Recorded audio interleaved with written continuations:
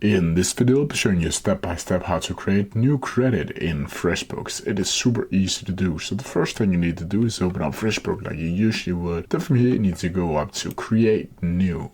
Then from here, you need to scroll down until you see the credit line right here and click on it. Then from here, it should be looking something like this.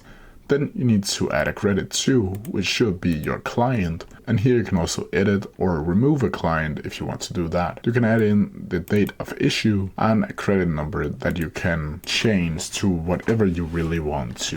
Then from here, you can change the payment method to either of these. And you can go down here to description and add a line where you can add in an item like so. You can also enter it manually. You can add in a rate, a quantity, and over here you can see the line in total. You can also add a new line if you want to do that, or if you click it by accident, you can also delete it by clicking here.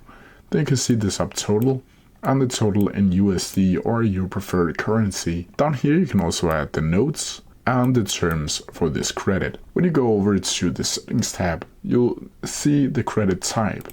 And here you can either add prepayment or a credit note. You can also change the currency or language of the credit if you want to do that. And when you're done, you simply need to click send to. Then you can add it to contact right here, and you can change the subject right here. You can also enter a personal message before you send it, and you just need to click send to send the credit. That's how you do it. If you have any questions about it, please leave them down in the comment section below, and I'll try my best to answer them as quickly as possible.